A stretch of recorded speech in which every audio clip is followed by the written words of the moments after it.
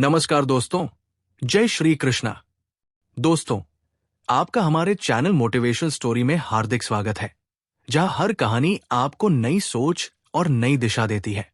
दोस्तों, क्या आपने कभी सोचा है कि सिर्फ 24 घंटे में आपकी पूरी जिंदगी बदल सकती है? नहीं, मैं कोई सपना नहीं दिखा रहा और ना ही कोई जादू की बात कर रहा हूं। मैं उस सच की बात कर रहा हूं जिसे अगर आपने एक बार समझ लिया तो आपकी सोच, आपका नजरिया, आपके फैसले, सब कुछ बदल जाएगा। लेकिन इस सच को सुनने की हिम्मत हर किसी में नहीं होती, क्योंकि ये सच जितना सरल लगता है उतना ही गहरा और चुभने वाला है। और इसे समझने के लिए आपको इस कहानी के अंत तक रुकना होगा, क्योंकि अगर आप बीच में छोड़ देंगे तो आप वही इंसान रहेंगे जो अभी है, और अगर अंत तक सुना तो शायद आप खुद को पहचान भी ना पाए। कहते हैं, हजारों साल पहले एक आदमी था जिसने अपने महल, अपना परिवार, अपना राजपाट, सब कुछ छोड़ दिया, सिर्फ एक सवाल का जवाब खोजने के लिए, क्यों हम दुखी हैं और कैसे दुख खत्म हो सकता है। वो आदमी बुद्ध कहलाया, और उसकी एक कहानी ऐसी है जो आज भी उतनी ही ताकतवर है जितनी तब थी। लेकिन इस कहानी का सबसे खास हिस्सा यह है कि ये आपके साथ अगले 24 घंटे में क्या करेगी, वो आप अभी सोच भी नहीं सकते। हो सकता है आप इसे सुनकर हंसे, हो सकता है आप रो पड़े, हो सकता है आप चुपचाप सोच में डूब जाए। लेकिन एक चीज पक्की है, आप बदल जाएंगे। इस वीडियो में मैं आपको वही कहानी सुनाने वाला हूं। बहुत साल पहले मगध के एक छोटे से गांव में, जहां खेतों की मिट्टी में अभी भी रात की ठंडी नमी थी और हवा में चिड़ियों की पहली आवाज तैर रही थी, वहां एक नौजवान अपने मन के तूफान में उलझा हुआ पगडंडी पर चल रहा था। उसका नाम देव था।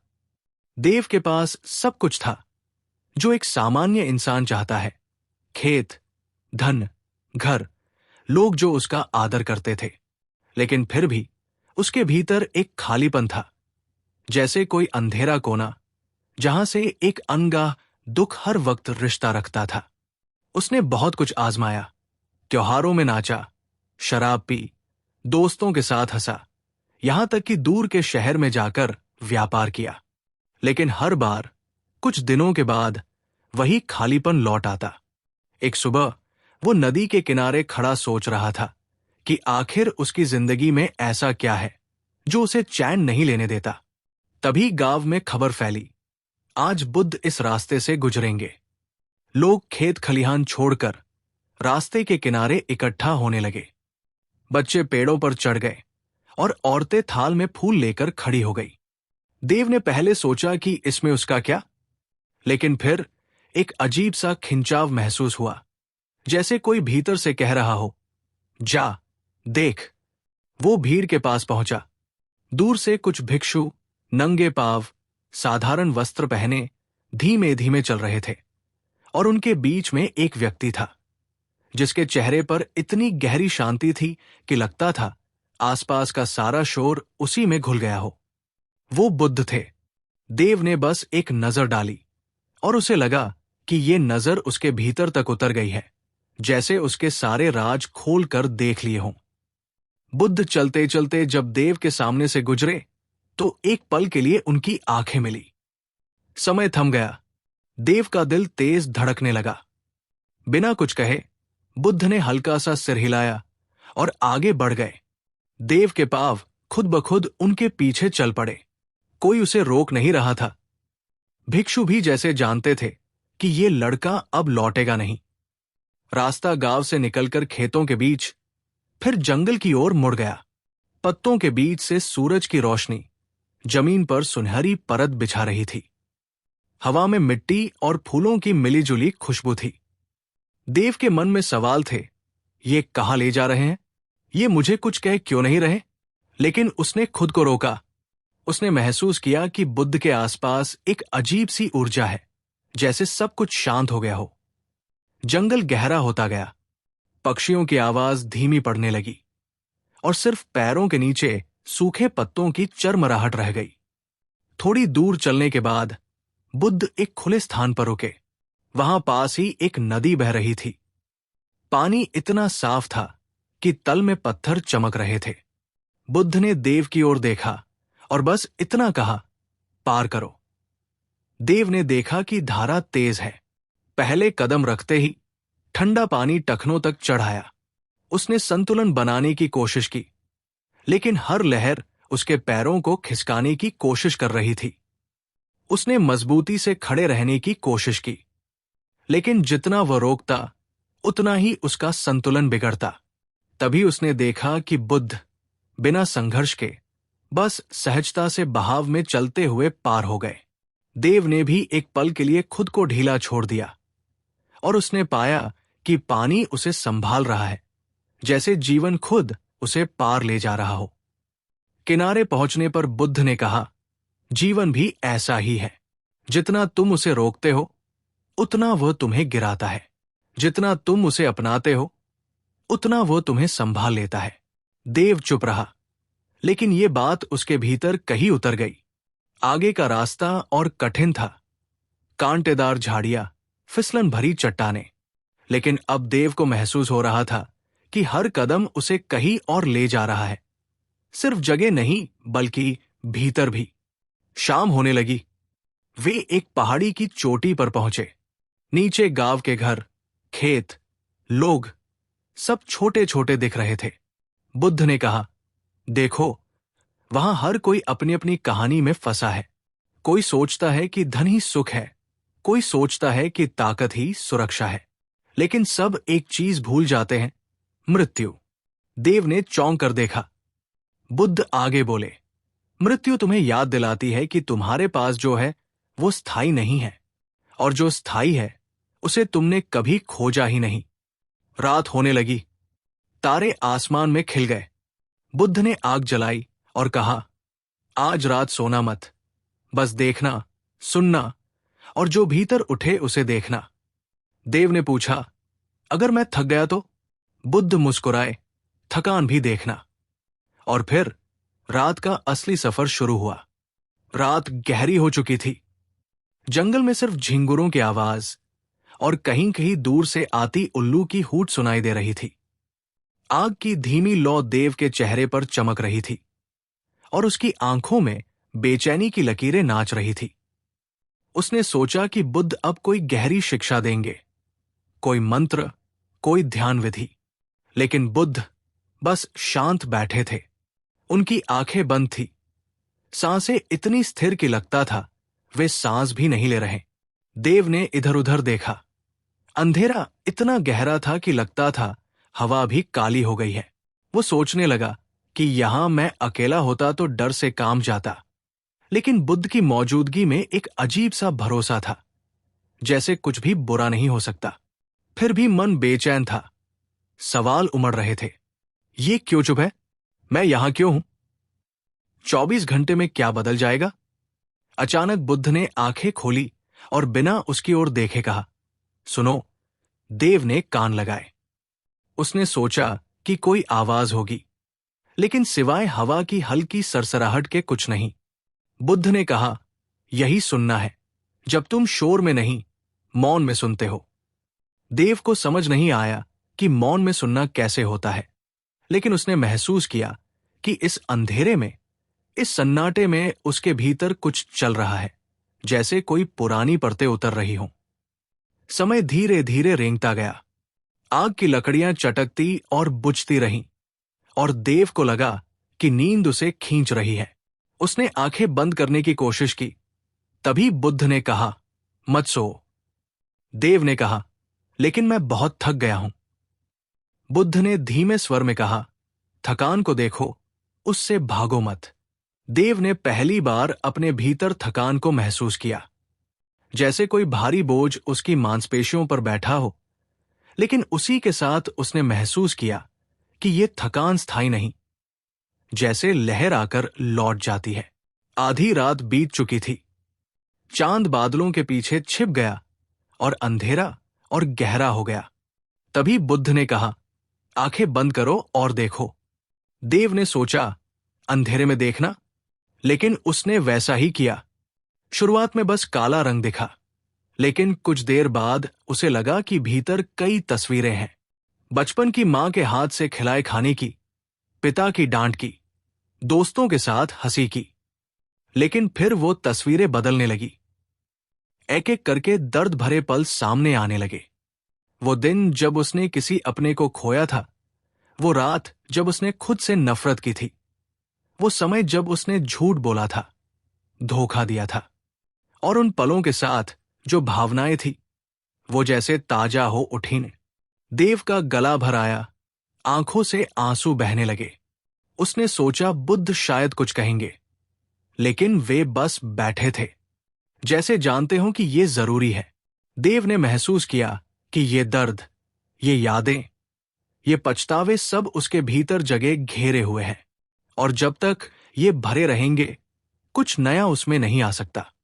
तभी उसे दिन में कही बुद्ध की बात याद आई, तुम्हारे भीतर अभी जगह नहीं है। और अचानक उसे लगा कि ये जगह बनाने की शुरुआत है। घंटों तक वो बैठा रहा, अपने भीतर की परतों को देखते हुए, कभी हंसते हुए, कभी रोते हुए, कभी बस खालीपन में डूबते हुए। भोर से पहले बुद्ध ने कहा, अब आंखें खोलो। सामने आसमान हल्का नीला हो रहा था, पक्षियों की पहली आवाज गूंज रही थी, और देव ने महसूस किया कि रात भर कुछ बदला है।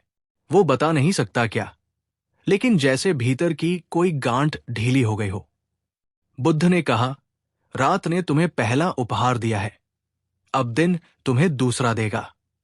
और वे उठ खड़े हुए।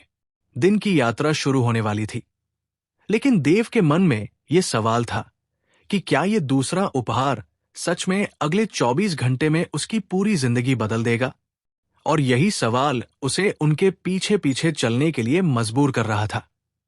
सुबह की हवा में हल्की ठंडक थी, पेड़ों की पत्तियों पर ओस की बूंदें सूरज की किरणों से चमक रही थी, जैसे किसी ने छोटे छोटे मोती बिखेर दिए हों।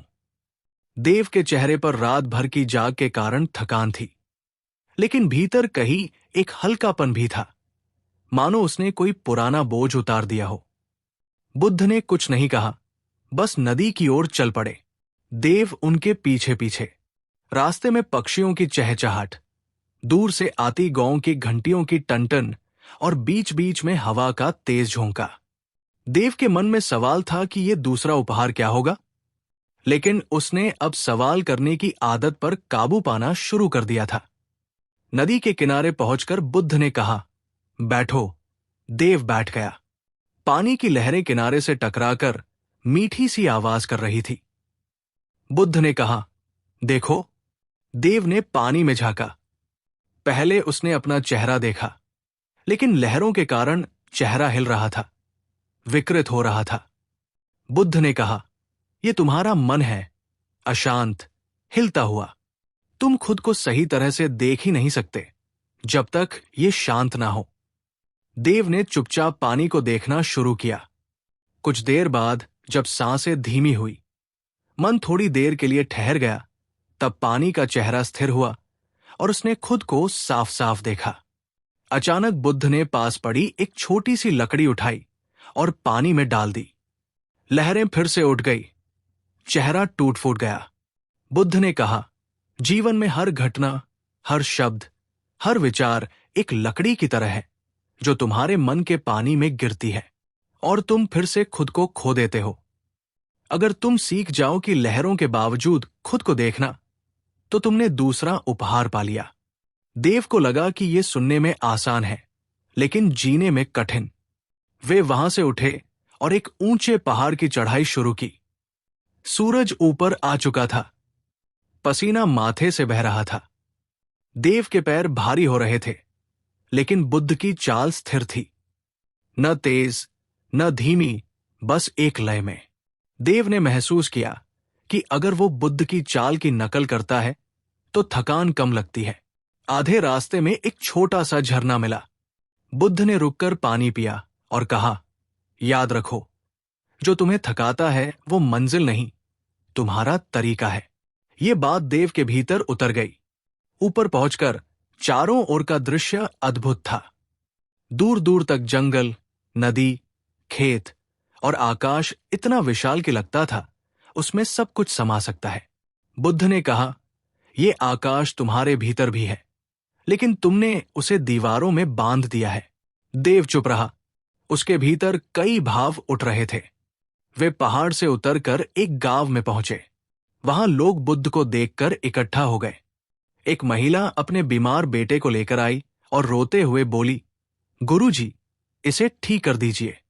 बुद्ध ने उसका माथा छुआ, कुछ पल मौन रहे और कहा, दवा दो, आराम दो और प्रेम दो। महिला ने कहा, बस इतना? बुद्ध मुस्कुराए, बस इतना ही, लेकिन प्रेम सच्चा होना चाहिए। देव को यह देखकर अजीब लगा। उसने सोचा, बुद्ध के पास चमत्कार करने की शक्ति होगी, लेकिन उन्होंने साधारण उपाय बताया। चलते चलते बुद्ध ने देव से कहा, लोग चमत्कार की तलाश में हैं, लेकिन सच्चा चमत्कार साधारण में छिपा है। दिन ढलने लगा। सूरज लाल होकर क्षितिज में डूब रहा था। आकाश सुनहरा और नारंगी रंग में रंग गया था। बुद्ध ने कहा, आज का दूसरा उपहार तुम्हें यह सिखाना था कि बाहर जो देखो वो भीतर भी है, और जो भीतर है वही बाहर दिखता है। अगर तुम्हारा मन अशांत है तो दुनिया भी वैसी लगेगी। अगर तुम्हारा मन शांत है तो दुनिया भी तुम्हें शांत लगेगी। देव ने महसूस किया कि अब वो थोड़ा बदल चुका है, जैसे किसी ने भीतर का आईना साफ कर दिया हो। लेकिन उसे पता था कि यात्रा अभी बाकी है। रात होने पर वे एक पुराने बरगद के नीचे रुके। बुद्ध ने कहा, कल सुबह तीसरा उपहार तुम्हारे सामने होगा, लेकिन यह सबसे कठिन होगा, और अगर तुमने इसे पा लिया तो तुम्हारा 24 घंटे का सफर पूरा हो जाएगा। देव के भीतर उत्सुकता और डर दोनों बढ़ गए। उसने सोचा कि क्या सच में अगला दिन उसकी जिंदगी को हमेशा के लिए बदल देगा, और इसी सोच के साथ उसकी आंखें नींद में डूब गई। सुबह की पहली किरण बरगद की पत्तियों से छनकर देव के चेहरे पर पड़ी। उसने आंखें खोली तो बुद्ध पहले से जागे बैठे थे। उनकी नजर क्षितिज पर थी, जैसे किसी अदृश्य घटना की प्रतीक्षा हो। देव ने धीरे से उठकर उनके पास बैठा। बुद्ध ने बिना उसकी ओर देखे कहा, आज तुम्हारा तीसरा उपहार है, लेकिन यह उपहार लेने के लिए तुम्हें देना होगा। देव ने पूछा, क्या देना होगा? बुद्ध ने कहा, जो तुम्हारे लिए सबसे मूल्यवान है। देव के मन में तुरंत कई बातें आईं। उसके पास कोई खास चीज नहीं थी, लेकिन उसकी आकांक्षाएं, सपने और अहंकार जरूर थे। क्या वही देना होगा? लेकिन बुद्ध ने और कुछ नहीं कहा। वे उठे और जंगल के गहरे हिस्से की ओर चल पड़े। रास्ता घना था। सूरज की रोशनी मुश्किल से जमीन तक पहुंच रही थी। पक्षियों की आवाज भी कम हो गई थी, जैसे जंगल खुद मौन हो गया हो। कुछ घंटे बाद वे एक खुले मैदान में पहुंचे। वहां एक बूढ़ा आदमी जमीन पर बैठा रो रहा था। उसके पास टूटा हुआ मटका पड़ा था और पानी पूरी तरह बह चुका था। बुद्ध ने पूछा, क्यों रो रहे हो? बूढ़ा बोला, ये मेरा आखिरी मटका था। इससे मैं गांव वालों को पानी देता था। अब बिना मटके के मैं किसी को पानी नहीं दे सकता। बुद्ध ने देव की ओर देखा और कहा, इसे अपना मटका दे दो। देव चौंका, मेरे पास तो कोई मटका नहीं है। बुद्ध ने कहा, तुम्हारे पास समय है, शक्ति है और करने की इच्छा है। यही तुम्हारा मटका है। देव को समझ नहीं आया कि बुद्ध क्या कह रहे हैं, लेकिन उसने बूढ़े की मदद करने का निश्चय किया। वे दोनों पास के गांव गए। देव ने अपने हाथों से मिट्टी खोदी, पानी मिलाया और बूढ़े के साथ मिलकर नया मटका बनाया। इसमें घंटों लग गए, हाथ गंदे हो गए, कपड़े मिट्टी से भर गए, लेकिन जब मटका तैयार हुआ, बूढ़े की आंखों में कृतज्ञता चमक उठी। बुद्ध ने कहा, यह तुम्हारा तीसरा उपहार है, देने की शक्ति। वे वहां से लौटे और रास्ते में बुद्ध ने कहा, जब तुम बिना किसी स्वार्थ के देते हो तो तुम अपने भीतर का खालीपन भरते हो। जो तुम सोचते हो कि तुमने खोया, वो वास्तव में तुमने पाया। देव ने महसूस किया कि इस काम से उसे थकान के बजाय संतोष मिला है, जैसे किसी ने उसकी आत्मा को हल्का कर दिया हो। लेकिन बुद्ध ने गंभीर स्वर में कहा, आज की परीक्षा पूरी नहीं हुई है। देव ने हैरानी से पूछा, और क्या बाकी है? बुद्ध ने कहा, अब तुम्हें सबसे कठिन चीज छोड़नी होगी, अपने विचार। देव चुप हो गया। शाम तक वे एक चट्टान पर पहुंचे, जहां से दूर घाटी का नजारा दिख रहा था। सूर्यास्त हो रहा था। आकाश फिर से सुनहरा और लाल हो गया। बुद्ध ने कहा, बैठो और कुछ मत सोचो। देव ने कोशिश की, लेकिन मन में विचारों का तूफान था। बीते हुए पल, आने वाले कल, अनगिनत कल्पनाएं, डर, उम्मीदें और सवाल। हर बार जब वो उन्हें रोकने की कोशिश करता, वे और जोर से आते। घंटों बीत गए। बुद्ध बस शांत बैठे रहे। अंत में थककर देव ने विचारों से लड़ना बंद कर दिया, और जैसे ही उसने हार मानी, मन अचानक शांत हो गया, जैसे तूफान के बाद सागर। उस शांति में एक गहरी, सुकून भरी अनुभूति थी, जैसे कोई अदृश्य पर्दा हट गया हो। बुद्ध ने कहा, यही तुम्हारा तीसरा उपहार है, मन का मौन। रात घिराई थी। तारे आसमान में चमक रहे थे, और देव को लगा कि आज का दिन सच में उसके भीतर कुछ बड़ा बदल गया है। लेकिन उसे ये भी पता था कि चौथा और आखिरी उपहार बाकी है, और वो शायद सबसे शक्तिशाली होगा। नींद में जाते हुए उसने सोचा कि अगर कल का उपहार वैसा ही है जैसा बुद्ध कह रहे हैं, तो सच में ये 24 घंटे उसकी पूरी जिंदगी बदल देंगे। सुबह की हवा पहले से ज्यादा हल्की और ठंडी थी, जैसे रात ने जंगल के हर पत्ते को धोकर साफ कर दिया हो। ओस की बूंदें घास पर चमक रही थी, और दूर कहीं मोर की आवाज आ रही थी। देव ने आंखें खोली तो देखा, बुद्ध पहले से खड़े हैं। उनकी नजर क्षितिज के उस पार थी, जहां सूरज धीरे धीरे अपनी पहली किरण भेज रहा था। देव उठा और उनके पास पहुंचा, लेकिन आज बुद्ध का चेहरा पहले से अलग था, जैसे आज कोई बहुत बड़ा रहस्य खुलने वाला हो। उन्होंने कहा, आज तुम्हारा चौथा और आखिरी उपहार है, लेकिन यह तुम्हारी पूरी जिंदगी का सबसे कठिन सच भी है। देव के भीतर उत्सुकता और हल्का डर दोनों थे। उसने पूछा, क्या करना होगा? बुद्ध ने कहा, कुछ नहीं, सिर्फ देखना, लेकिन जो देखोगे उससे भागना मत। देव को यह बात अजीब लगी, फिर भी वो उनके साथ चल पड़ा। रास्ता पहाड़ी था, जगह जगह छोटे झरने बह रहे थे, और पक्षियों की आवाज हवा में गूंज रही थी। लगभग 1 घंटे बाद वे एक ऐसे स्थान पर पहुंचे जहां चट्टानें खुली थी और नीचे गहरी खाई थी। बुद्ध ने कहा, यहां बैठो और नीचे देखो। देव ने नीचे झांका। उसे लगा जैसे खाई की गहराई का कोई अंत नहीं है। आंखें टिकती नहीं थी। बुद्ध ने कहा, तुम्हारा चौथा उपहार इस खाई की तरह है। अगर तुम इसमें गिर गए तो वापस नहीं आओगे, लेकिन अगर तुम इसे समझ गए तो फिर कभी डर में नहीं जियोगे। देव ने चुपचाप नीचे देखना शुरू किया। पहले तो उसे सिर्फ डर महसूस हुआ, लेकिन फिर उसने ध्यान से देखा। वहां नीचे सिर्फ खालीपन था। न रोशनी, न अंधेरा, बस कुछ भी नहीं। तभी बुद्ध की आवाज आई, ये खालीपन तुम्हारी सच्चाई है। न तुम्हारे विचार स्थायी है, न तुम्हारा शरीर, न तुम्हारे डर। सब कुछ बदल जाएगा, सब खत्म होगा, और अंत में जो बचेगा वो यही है, खालीपन। देव के भीतर एक अजीब सी बेचैनी उठी। उसने कहा, अगर सब कुछ खाली खाली है तो जीने का मतलब क्या है? बुद्ध मुस्कुराए, यही तो चौथा उपहार है। खालीपन को समझकर तुम हर चीज की कीमत जान पाओगे, क्योंकि तुम्हें पता होगा कि ये हमेशा के लिए नहीं है। और जब तुम्हें पता होगा कि ये हमेशा के लिए नहीं है, तभी तुम उसे पूरे मन से जी पाओगे। देव के आंखों में आंसू आ गए। उसे लगा जैसे किसी ने उसके दिल का बोझ उठा लिया हो, लेकिन साथ ही उसके भीतर गहरी शांति भी फैल गई। बुद्ध ने कहा, आज तुम्हारा 24 घंटे का सफर पूरा हो गया है। अब तुम वही नहीं हो जो कल थे।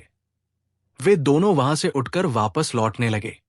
रास्ते में जंगल की हर आवाज, हर पत्ता, हर किरण देव को पहले से ज्यादा जीवंत लग रही थी। गांव पहुंचने से पहले बुद्ध ने कहा, याद रखो, ये 4 उपहार तुम्हारे भीतर हमेशा रहेंगे। पहला वर्तमान का देखना, दूसरा भीतर और बाहर का आईना, तीसरा बिना स्वार्थ के देना और चौथा खालीपन की सच्चाई। अगर तुम इन्हें याद रखोगे तो तुम्हारी जिंदगी कभी वैसी नहीं रहेगी जैसी पहले थी। देव ने मन ही मन प्रण लिया कि वो इन 4 उपहारों को कभी नहीं भूलेगा। सूरज अब पूरी तरह ऊपर आ चुका था और उसकी रोशनी में देव का चेहरा भी किसी नए जन्म की तरह चमक रहा था। गांव के लोग उन्हें देखकर दौड़े, लेकिन देव के कानों में बस बुद्ध की आखिरी बात गूंज रही थी। जीवन को पकड़ने की कोशिश मत करो, उसे बस जियो। गांव की पगडंडी पर कदम रखते ही देव ने महसूस किया कि ये वही रास्ता है जिस पर वो कल भी चला था। लेकिन कल और आज के बीच का फर्क इतना गहरा था कि जैसे 2 अलग जिंदगियां हों। गांव के लोग वही थे, वही घर, वही खेत, वही आवाजें, लेकिन उसके भीतर कुछ बदल चुका था। बुद्ध उसके साथ थे, लेकिन गांव के लोग पहले बुद्ध को देखकर देव के पास दौड़े। कहाँ थे तुम? हम तुम्हें ढूंढ रहे थे, किसी ने कहा। तुम्हारा खेत अधूरा पड़ा है, किसी और ने कहा। तुम कल से गायब थे, सब परेशान थे, तीसरे ने कहा। देव ने बस उन्हें देखा। उनके चेहरे में चिंता थी, लेकिन अब उसे उसमें एक गहरी परत दिखाई दे रही थी। हर चिंता के पीछे एक चाह, हर चाह के पीछे एक डर और हर डर के पीछे वही खालीपन जिसे उसने खाई के किनारे महसूस किया था। उसने मुस्कुराकर कहा, मैं ठीक हूं। और उसकी मुस्कान में एक ऐसा भरोसा था कि लोग चुप हो गए। बुद्ध ने चुपचाप गांव में प्रवेश किया। देव ने उनके लिए अपने घर का दरवाजा खोला और पहली बार उसे लगा कि उसका घर सच में घर है। बुद्ध ने बैठकर पानी पिया और देव से कहा, अब तुम्हारा 24 घंटे का सफर पूरा हो गया है, लेकिन असली यात्रा अब शुरू होगी। देव ने पूछा, क्यों? बुद्ध ने कहा, क्योंकि तुम्हारे भीतर जो बदला है उसे अब तुम्हें अपने आसपास की दुनिया में जीना होगा, और यही सबसे कठिन है। देव को यह बात भीतर तक लगी। अगले ही दिन से उसने बदलाव करना शुरू किया। सुबह जब सूरज उगता तो वो खेत में जाता, लेकिन पहले की तरह बस फसल काटने की सोच नहीं करता। अब वो देखता कि हर पौधा, हर मिट्टी का कण एक कहानी है, जैसे वे भी जीवित है। वो गांव के बच्चों को इकट्ठा करता, उन्हें पानी के किनारे बैठाकर बताता कि कैसे वर्तमान में जीना है, कैसे अपने विचारों को देखना है, कैसे बिना स्वार्थ के देना है और कैसे खालीपन को समझना है। शुरू में लोग उसे अजीब समझते, कुछ हंसते, कुछ कहते ये बुद्ध के पास जाकर पागल हो गया है। लेकिन धीरे धीरे कुछ लोग उसके पास आने लगे, खासकर वे जो परेशान थे, जिनके जीवन में बोझ था। एक दिन एक औरत आई। उसका बच्चा बीमार था और वो रो रही थी। देव ने उसे बैठाया और कहा, दर्द को मत भगाओ, उसे देखो। जब तुम उसे देखोगी तब तुम समझोगी कि ये हमेशा के लिए नहीं है, और फिर तुम मजबूती से जी पाओगी। औरत ने उसकी बात मानी और अगले ही दिन वो उसके पास आई। उसकी आंखों में आंसू थे, लेकिन चेहरे पर सुकून था। देव ने महसूस किया कि बुद्ध का दिया तीसरा उपहार, बिना स्वार्थ के देना, अब सच में उसके जीवन का हिस्सा बन रहा है। समय बीतने के साथ गांव में हल्का बदलाव आने लगा। लोग एक दूसरे को सुनने लगे, छोटे छोटे झगड़े खत्म होने लगे। खेतों में काम करते समय लोग हंसते हुए बातें करने लगे। लेकिन इस बदलाव के बीच एक दिन खबर आई कि पास के गांव में भारी सूखा पड़ गया है। वहां के लोग भूख से परेशान हैं। गांव के कुछ लोग बोले, हमारे पास भी ज्यादा नहीं है, हम कैसे दें? देव चुप रहा, फिर बोला, हमारे पास जो है उसका कुछ हिस्सा देकर हम खाली नहीं होंगे, बल्कि भर जाएंगे। और उसने सबसे पहले अपना अनाज का हिस्सा दिया। धीरे धीरे गांव के बाकी लोग भी जुड़ गए और वे मदद लेकर पास के गांव गए। वहां के लोगों ने कृतज्ञता से उनका स्वागत किया। लौटते समय बुद्ध ने देव से कहा, याद रखो, देना कभी तुम्हें गरीब नहीं बनाता। उस रात देव ने महसूस किया कि 24 घंटे में मिला ज्ञान अब उसकी सांसों में घुल चुका है, और शायद ये ज्ञान सिर्फ उसके लिए नहीं, बल्कि पूरे गांव के लिए था। चांदनी में बैठे उसने सोचा, अगर 24 घंटे में ये हो सकता है तो बाकी जिंदगी में क्या नहीं हो सकता। दिन धीरे धीरे बदल रहे थे। गांव में हल्की हल्की शांति फैल रही थी, लेकिन हर बदलाव की तरह इसके भी विरोधी थे। कुछ लोग देव के बारे में कहते, ये बहुत बड़ा ज्ञानी बन गया है, लेकिन खेती का क्या होगा। कुछ कहते, ये सब बातें पेट नहीं भरती। देव सुनता, लेकिन प्रतिक्रिया नहीं देता। एक दिन सुबह सुबह गांव में शोर मचा। खेत के किनारे आग लग गई थी। सूखी ठास और तेज हवा ने आग को फैलाना शुरू कर दिया। लोग घबरा गए। हर कोई अपने खेत बचाने में लग गया, लेकिन किसी को नहीं पता था कि आग कहां से शुरू हुई। देव ने देखा कि लोग अपने अपने हिस्से में लगे हैं। कोई दूसरों की तरफ ध्यान नहीं दे रहा। उसने जोर से कहा, अगर हम सिर्फ अपना खेत बचाएंगे तो किसी का भी खेत नहीं बचेगा। हमें मिलकर आग बुझानी होगी। कुछ लोग पहले हिचकिचाए, लेकिन फिर देव के साथ दौड़ पड़े। उन्होंने पानी की बाल्टियां पास पास खड़ी कर दी और लाइन बनाकर एक के बाद एक पानी डालने लगे। कई घंटे तक संघर्ष के बाद आग काबू में आई। लोग थक कर जमीन पर बैठ गए। उनके चेहरे काले पड़ गए थे, लेकिन आंखों में राहत थी। तभी एक बूढ़ा आदमी बोला, आज अगर हम सब साथ न होते तो गांव जल गया होता।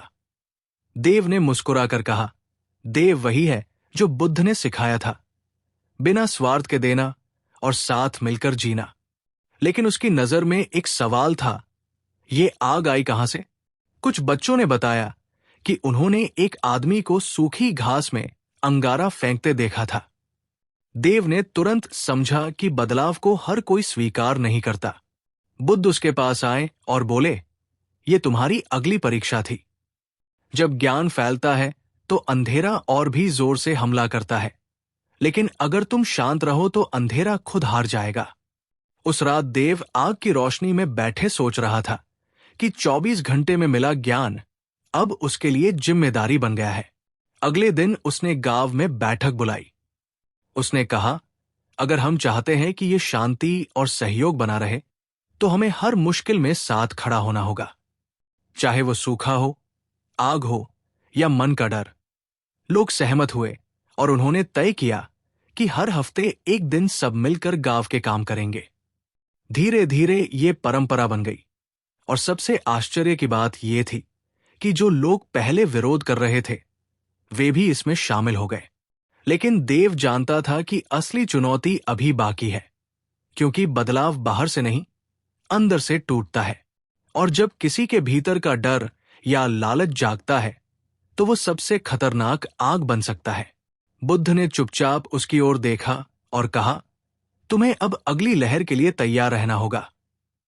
देव ने सिर हिलाया, लेकिन मन में सोच रहा था कि आगे क्या आने वाला है। तभी क्षितिज पर काले बादल घिरने लगे और हवा में एक अजीब सी ठंडक फैल गई, जैसे कोई बड़ी परीक्षा दरवाजे पर खड़ी हो। काले बादल पूरे आसमान पर छा गए थे। हवा में मिट्टी की गंध के साथ एक अजीब सा तनाव था, जैसे किसी अनदेखे खतरे की आहट। गांव के लोग बारिश की उम्मीद में आसमान देख रहे थे, लेकिन बारिश की एक बूंद भी नहीं गिरी।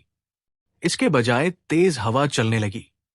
रात होते होते गांव के बीचों बीच पुराने बरगद के पेड़ के पास भीड़ जुटने लगी। कारण था दो भाइयों का झगड़ा, जो इतने जोर से चिल्ला रहे थे कि पूरे गांव में आवाज गूंज रही थी। देव वहां पहुंचा। उसने देखा कि दोनों भाई एक दूसरे को दोष दे रहे थे। एक कह रहा था, इसने मेरा हिस्सा छीन लिया। दूसरा कह रहा था, ये झूठ बोल रहा है, ये हमेशा मुझे कम देने की कोशिश करता है। भीड़ भी पक्ष लेने लगी। कोई एक का समर्थन कर रहा था, कोई दूसरे का। माहौल इतना गर्म हो गया कि किसी ने पत्थर उठा लिया। देव ने आगे बढ़कर उसका हाथ रोक लिया। उसकी आवाज में कोई चिल्लाहट नहीं थी, लेकिन गहरी दृढ़ता थी। पत्थर फेंकने से तुम्हें सुकून नहीं मिलेगा, सिर्फ और आग फैलेगी। भीड़ चुप हुई। देव ने दोनों भाइयों से कहा, तुम दोनों अपने अपने डर से लड़ रहे हो।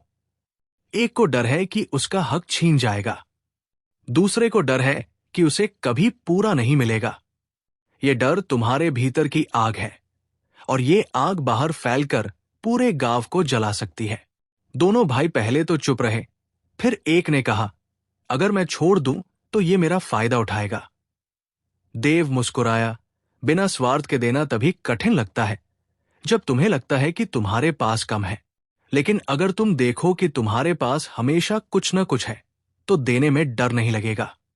उसकी बात सुनकर भीड़ में एक बूढ़ी औरत बोली, मैंने देखा है, जब मैंने अपने पास का खाना भूखे को दिया तो अगले ही दिन मुझे उससे 2 गुना मिला, लेकिन जो मैंने अपने डर में छुपाया वो सड़ गया। ये सुनकर लोग फुसफुसाने लगे। धीरे धीरे माहौल बदलने लगा। दोनों भाइयों ने एक दूसरे को देखा और फिर बिना बोले एक दूसरे को गले लगा लिया। भीड़ ने राहत की सांस ली। शाम का समय था।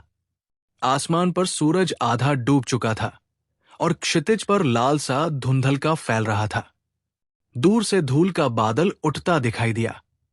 गांव के लोग चौकन्ने हो गए। कुछ बच्चे दौड़ते हुए देव के पास आए और बोले, पास वाले गांव के लोग आ रहे हैं, उनके हाथों में लाठियां और हथियार हैं। ये सुनते ही कई लोग डर गए। कुछ ने कहा, दरवाजे बंद कर दो, अपने घर संभालो। कुछ ने कहा, अगर वो हमला करेंगे तो हम भी जवाब देंगे। माहौल में डर और गुस्सा दोनों फैलने लगे। देव ने गहरी सांस ली और भीड़ के बीच जाकर खड़ा हो गया। उसकी आवाज साफ लेकिन शांत थी, जो आने वाले हैं वो हमारे दुश्मन नहीं हैं। वो डर और गुस्से के शिकार है, जैसे कभी हम थे। लेकिन कुछ लोग मानने को तैयार नहीं थे। एक जवान आदमी बोला, अगर हम उन्हें रोकेंगे नहीं तो वो हमें कुचल देंगे। देव ने उसकी आंखों में देखा, अगर तुम अपने भीतर की आग लेकर बाहर की आग से भिड़ोगे तो दोनों आग मिलकर हमें जला देंगी, लेकिन अगर तुम पानी बन गए तो आग खुद बुझ जाएगी। ये कहते हुए देव गांव के बाहर की ओर बढ़ा।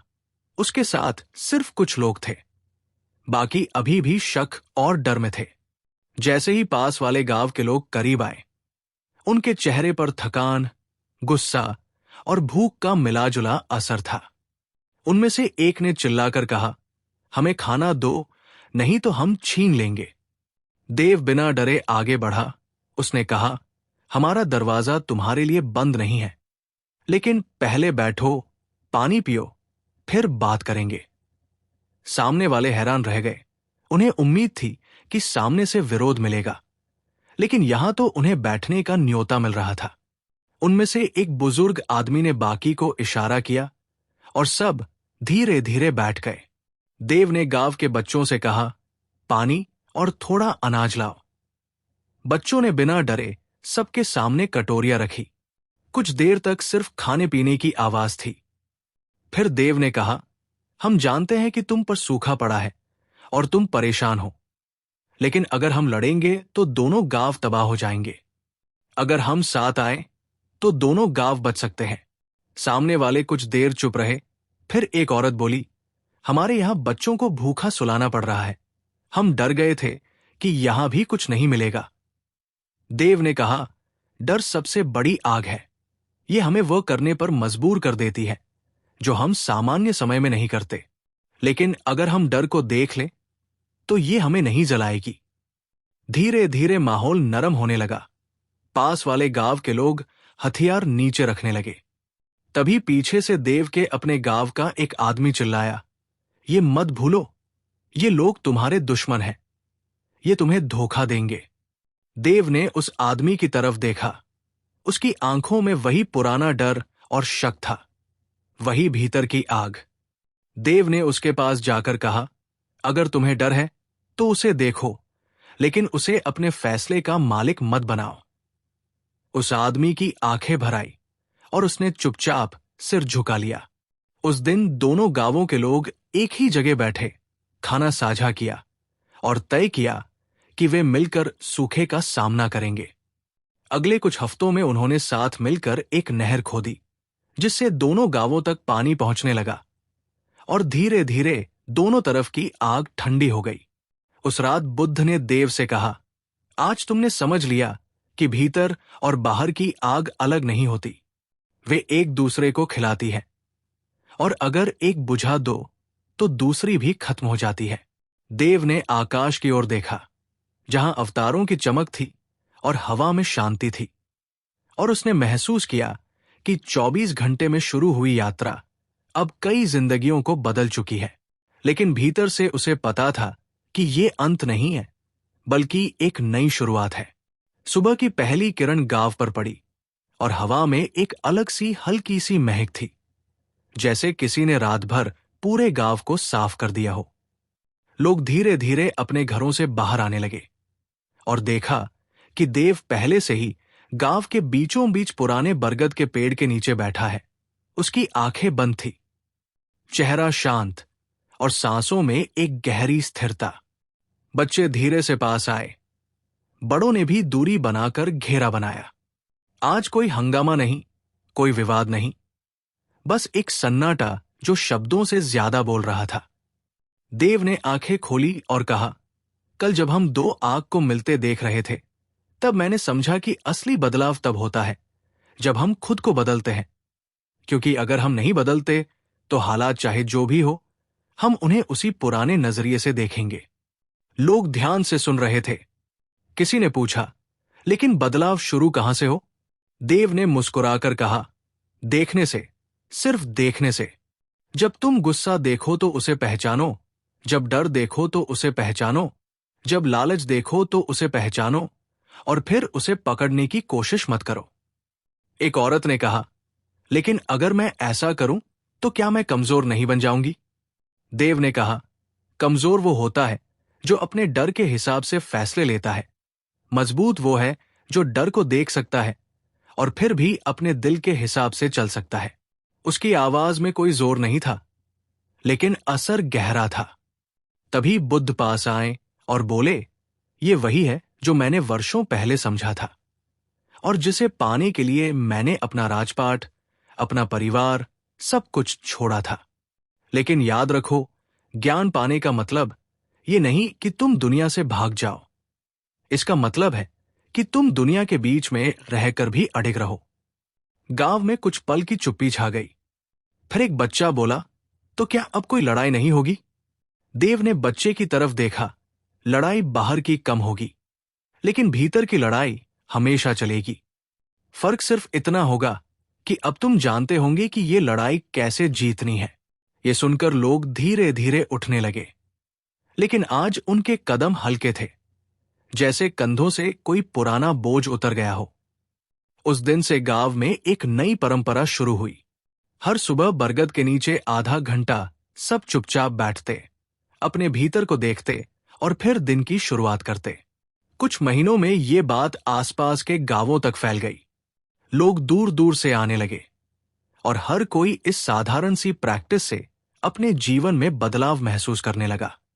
देव जानता था कि उसकी यात्रा का असली मकसद ये था कि ये ज्ञान सिर्फ उसके पास ना रहे, बल्कि हर किसी तक पहुंचे, और धीरे धीरे ये 24 घंटे में मिला उपहार पूरे इलाके में फैल गया।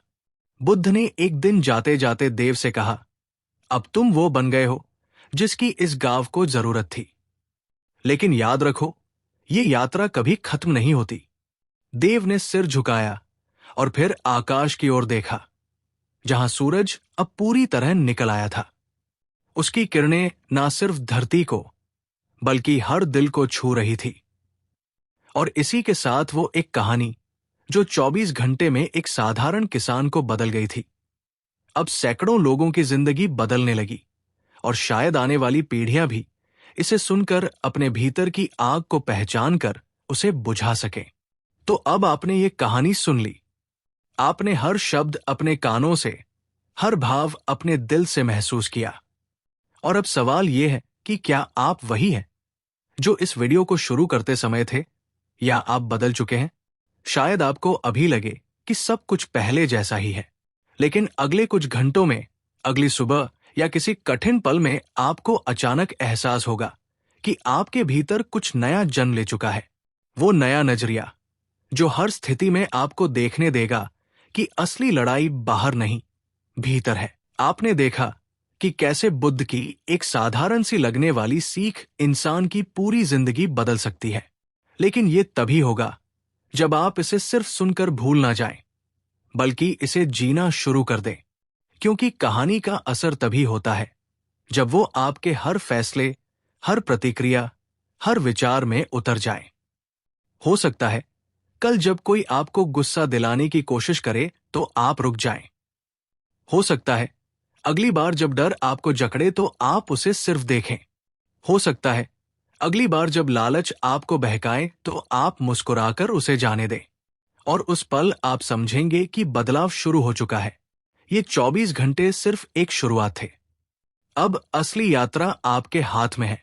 और अगर आपको लगता है कि ये कहानी आपके दिल तक पहुंची है, अगर आपको लगता है कि इसमें किसी और की जिंदगी बदलने की ताकत है, तो इसे अपने तक मत रखिए। दोस्तों, अगर हमारी वीडियो अच्छी लगी हो तो कृपया हमारे चैनल को सब्सक्राइब करें और हमारी वीडियो को लाइक और शेयर करना न भूलें। धन्यवाद।